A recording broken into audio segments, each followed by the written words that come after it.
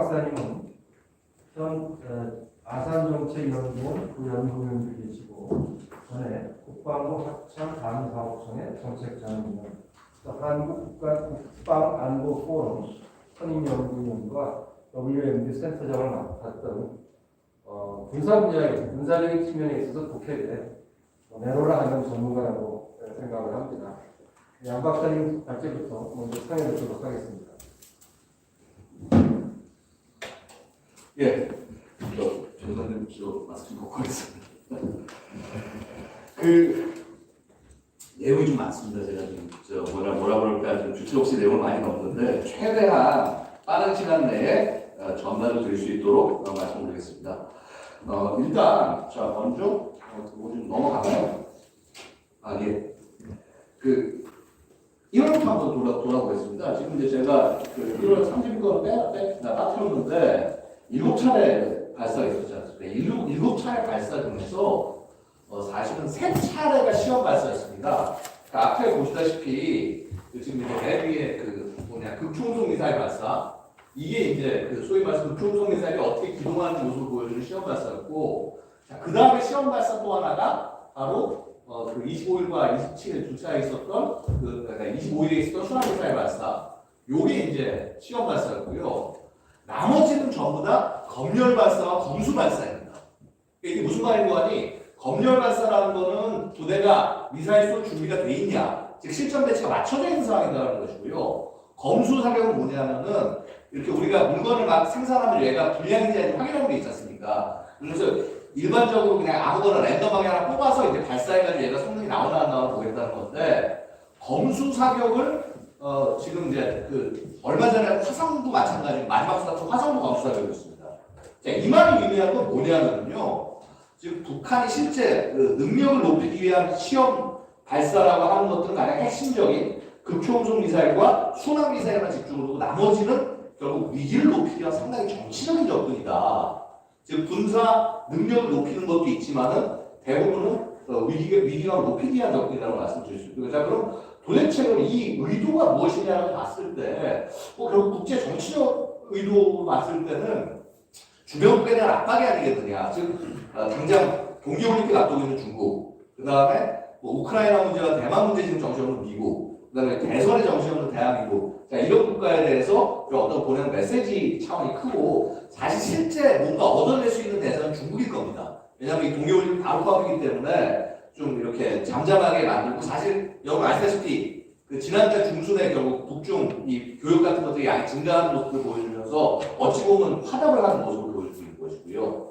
자, 그리고 사실 여기서 제가 굉장히 높게 본 것은 바로 제일 아래 숨은 7차 실험의 가능성이라는 부분입니다. 지금 무슨 말씀인고 하니, 지금 북한이 현재 개발하는 장구형과 그 다음에 밀어버릴 형태의 탄도는 지금 여기서 지금 북한이 실전 배치했다고 얘기하는 KN-23이다, 24. 즉 10차례 발사한 KN-24, 그 다음에 저렇게 검수사격지 CN-24, 여기에는 장착할 수 없는 크기입니다. 즉 작은 크기의 핵탄두를 지금 다시 만들어야 되고, 얘를 시험할 수 있다라고 하는 그런 의사표시. 특히 화성 12의 발사를 통해서 기존의 모라토리엄, ICBM과 핵 개발의 모라토리엄을 깨겠다라고 하는 방향성을 제시한 것이라고 말씀드릴 수가 있습니다.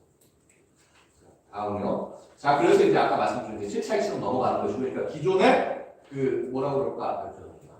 기존의 요게 제일 처음에 공개했던 2016년에 공개했던 밀어볼 형태, 요게 이제 원자탄 탄두고요. 요 장구 형태가 수탄 형태입니다.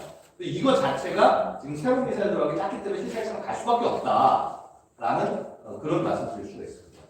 근데 미사일 같은 것들은 이미 제가 굉장히 길게 써놨는데 이거 넘어가겠습니다. 간단히 말씀드리면은 지금 완전 차세대로 다 넘어가고 있습니다. 기존의 스커드나 이런 거 같은 거에서, 자, 소위 우리 KN-23, 24, 북한에서 이걸 화성포 11이라고 부르는 것 같은데, 지금 이런 것들로 단거리는 전부 넘어갔고요. 얘 특성은 뭐냐면은 우리 미사일 방어를 돌파해서 공격을 하는 겁니다. 그런 것들이 있고, 자, IRBM 이제 중단거리는 극초음속 미사일 지금 실험을 했고요. 고치하려고 방향으로 분명히 가고 있고, ICBM 같은 경우는 결국 미 본토 타격 그런 모습으로 넘어가고 있고, 플랫폼들도 지금 중국제 트럭 같은 걸 수입하다가 국내에서 개조하고 국내에서 생산하고, 심지어 열차에서 발사하고, 이런 식으로 다양하게 지금 모습을 바뀌어가는 모습들이 보이고 있습니다. 그래서 이제 그런 측면들이 있고, 자, 핵 물질 현황, 물질은 지금 꾸준히 일단 증가하고 있을 거라고 바라보는데, 제가 이제 이쪽을 좀 보여드리겠습니다. 지금 보면은, 죄송합니다. 앞쪽 가겠습니다. 이 시프리 분석 보고를 보면은, 한 지금 60개 정도의 핵탄두를 만들 수 있는 물질을 갖고 있는 것이 아니냐라고 지금 추정을 하고 있고요. 얼마 전에 그 랜드하고 아산 보고서에서 이제 그 했던 부분도 이미 이제 거의 작년 기준으로 60개에서 100개 가까운 정도의 그 분량을 최소한 60여개, 최대는 100개. 그 다음에 앞으로 이제 10여 년이, 그러니까 한 2028년? 뭐 요때, 죄송합니다. 2027년, 28년 요때쯤 되면은 한 거의 200여 개 정도 분량을 쌓을 수 있지 않을까. 이런 추정까지 하고 있습니다. 이렇게 되면은요, 이거는 이제 더 이상 돌이킬 수 없게 되는 그런 핵 능력이다라고 말씀을 드릴 수가 있습니다.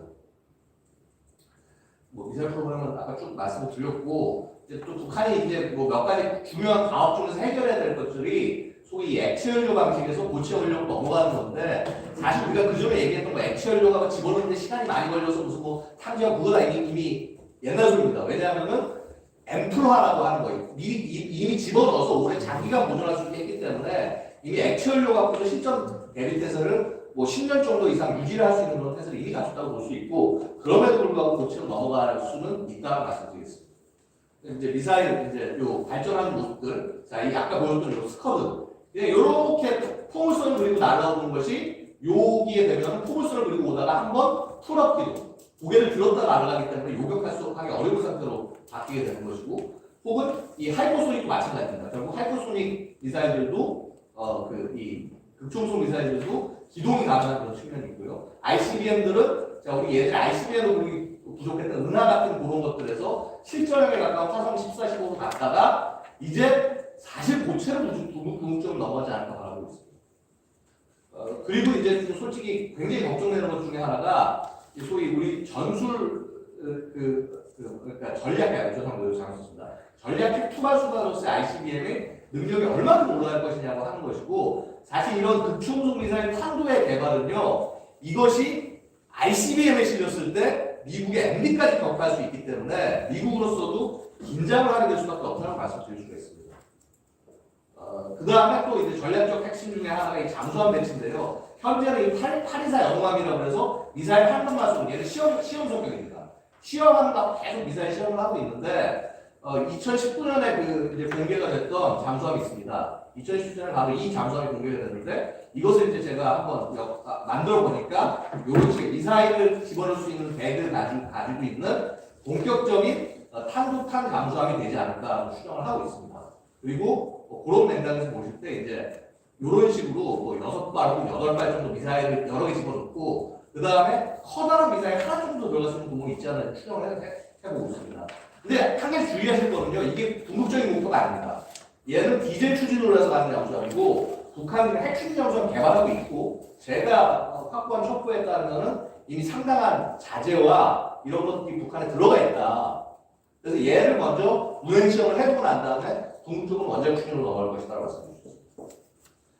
자, 그 다음에 문제가 바로 이 소위 작년 8차 담대에서 강조했던 전술핵입니다. 전술핵 강조가 왜 무서운 것이냐면 이것은 대한민국이 쓸 수 있다는 의미가 됩니다. 파괴력이 굉장히 한정이 되기 때문에 전략핵처럼 넓은 지역을 오염시키거나 하는 것이 아니기 때문에 가장 대한민국의 핵심 목표들, 예를 들어서 북한이 비대칭적으로 여리에 있는 우리의 공군기지에 투하를 한다거나 혹은 이제 후방에 있는 그 군수지원 혹은 후방에 예를 들어서 군함 이런 쪽에 공격을 가하면서 우리가 갖고 있는 역량을 다운시킬 수가 있다. 그런 부분들이 문제다.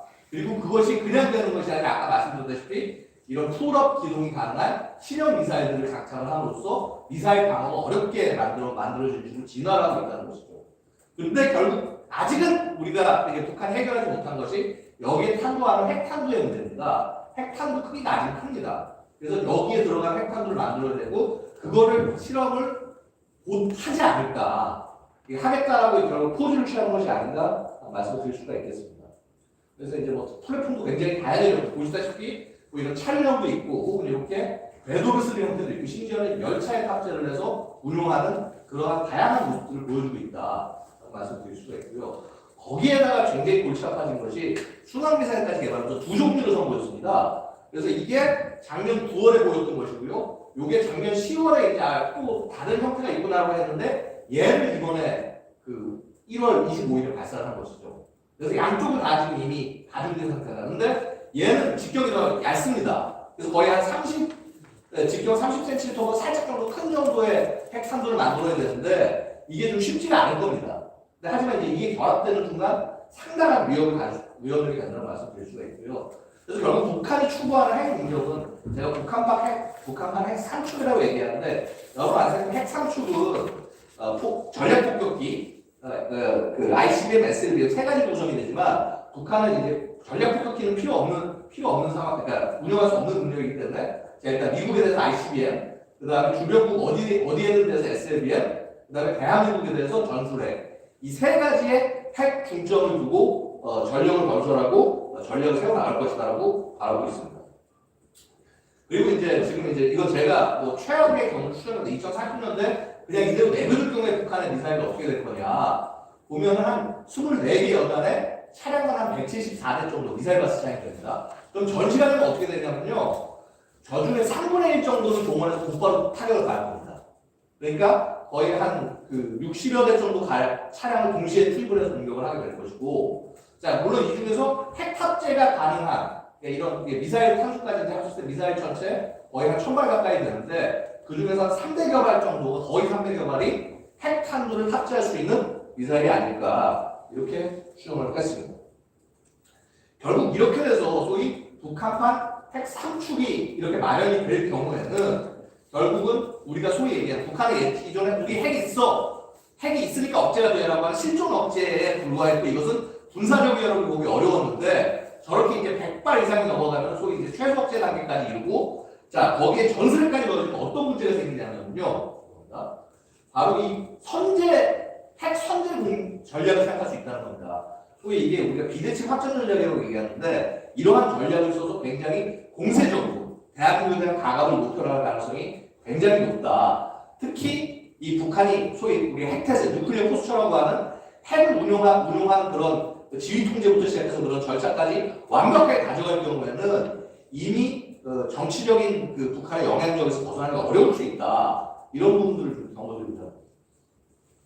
북한이 왜 핵무장을 했냐 뭐 여러 가지 말씀 나오겠지만 뭐 저는 간단하게 전략유도 모델과 그 내부 논리 모델 두 가지로 나왔습니다. 전략유도 모델이 얘기하는 것으로 야 기본적으로 정치적 목표를 달성하기 위해서 핵을 간 거고 핵 협상의 대상이 될 수 있다고 바라보는 경우입니다.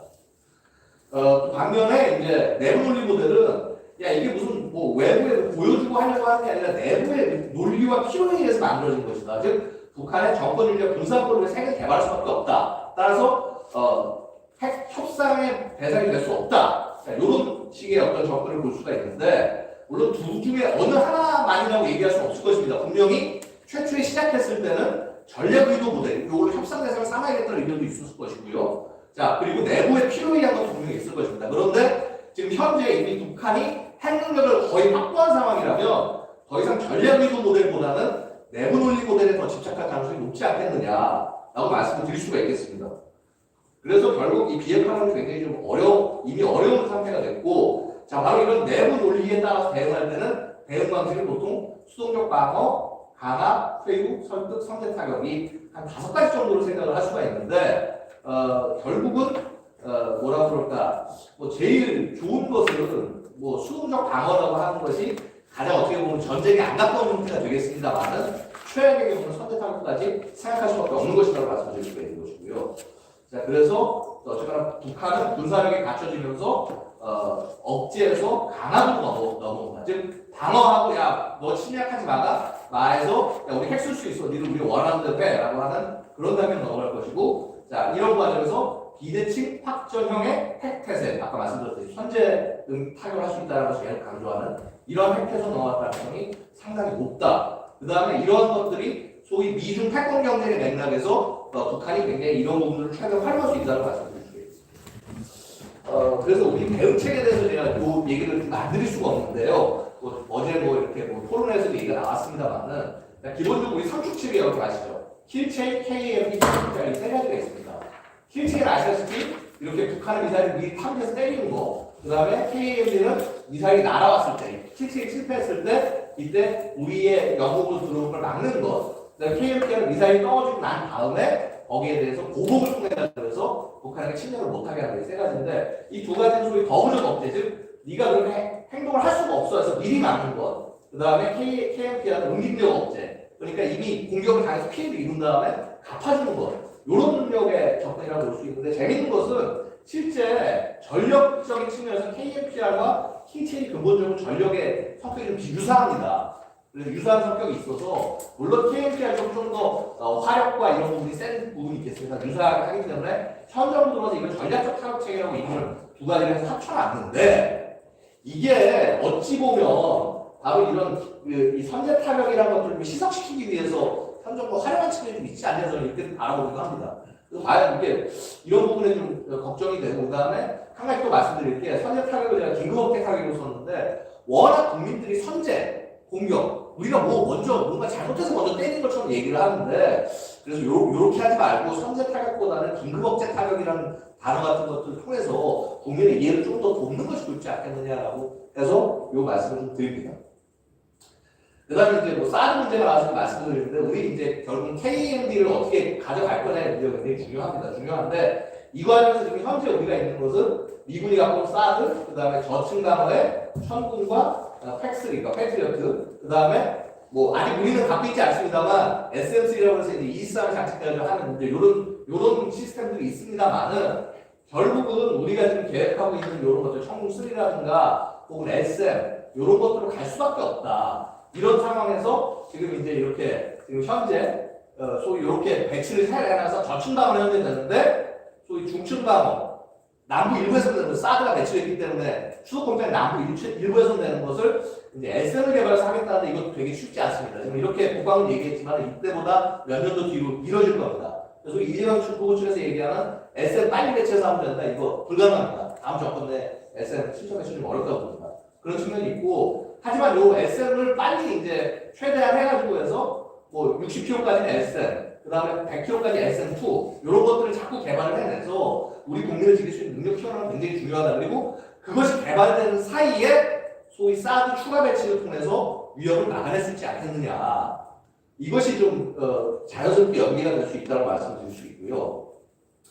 자, 그 다음에 이제 소위 북한 핵을 막는 것에서 우리 발사 왼편 작전이라고 말씀 들어보셨었어요. 발사 왼편이라는 게, 발사가 있으면은 발사가 난 다음에 대응하는 게 발사의 오른편이고, 발사 전에 대응하는 게 발사의 왼편인 겁니다. 근데 이 발사의 왼편 작전이라고 하는 것이 무기로 공격해서 때리는 것도 있지만, 그 이후에 전자전적인 공격을 한다거나 사이드 공격을 한다거나 해서 적의 지휘 능력을 무력화시킴으로써 어떤 기회를 좀 이렇게 제거하는 그런 측면들이 있고요. 사실은 이 미사일 방어라는 측면에서 봤을 때, 소위 발사 이후, 발사의 오른편에서는 개발과 획득 비용이 굉장히 높을 수밖에 없습니다. 그래서 우리가 선제를 강조를 하는 게, 이 엄청난 비용을 감당하기 어려운 측면이 있기 때문에 그런 부분을 줄인다는 차원에서 발사의 왼편, 즉 아까 말씀드린 킬체인 이런 것들을 중점을 둘 수밖에 없는 것들이 그런 측면이 있다는 말씀드리는 것이고요. 자, 그러한 과정에서 사실 이게 되게 어려운 게, 자, 우리 뭐 후보께서 정확히 말씀하셨지만, 자, 이미 킬체인 동원한 상태가 되면 전쟁 직전의 상황이다. 가 되는 겁니다. 결단을 내려야 되는 건데, 문제는 그 이전의 상황들이 있습니다. 즉 킬체인을 가동하기 전까지의 소위 회색지대, 하이브리드전과 가까운 이게 전쟁인지 아닌지 헷갈리는 이 지점을 과연 어떻게 인지를 하고, 그 다음에 이 지점에서 어떻게 북한을 감압을 해서 못된 짓을 못하게 할 것이냐, 이런 능력에 대한 우리의 어떤 뭐랄까 군사 정치적인 판단이 굉장히 중요하다고 말씀드릴 수가 있고요. 그래서 사실 그런 능력이 사회적으로서 굉장히 핵심일 것이다. 그리고 이제 이런 것들을 위해서 소위 이제 미래전쟁의 모자이크전이라는 개념이 있는데, 다양한 전력들을 통해서 하여튼 최대한 적을 미리 보고 미리 감시하고 할 수 있는 능력을 갖춰야만 무엇을 해도 할 수가 있다라고 말씀을 드릴 수가 있겠습니다. 그래서 이런 어떤 발사의 왼편 정도에서 이게 발사 징후, 명령이 떨어지고 하는 거, 전자적, 뭐 사이버적 이런 걸 통해 가지고 명령이 얘들이 내려갈 거를 확인을 하고, 뭐 글로벌 같은 걸로 전략 발표를 통해서 이 기지에서 이런 미사일들이 나가는지 확인을 하고, 그 다음에 얘들이 나오기 시작했으면은 뭐 예를 들어서 이제 뭐라 그럴까, 이 항공에서 전자를 감시하고 있는 이런 항공기를 띄워가지고 해서 위치를 하나하나 추적한 다음에 쭉 보고 있다가 이때부터 결단을 내려가지고 이제 공격을 해야 되는 겁니다. 공격 들어가는 전에 전자전 공격도 해야 되고, 그 다음부터는 이제 때려 들어가는 이런 능력으로 이런 차근차근하게 전력을 건설해 나가야 된다. 라고 해서 일단 군사적인 위협과 군사적인 측면들 같은 것들을 제가 여러분께 설명을 드렸습니다. 예, 뭐 저의 요약 요 정도 하겠습니다. 양육 박사님 정말 감사합니다. 사실은 20분에 좀 해주십사 하고 드렸는데 20분까지 안 걸린 것도 같습니다. 네.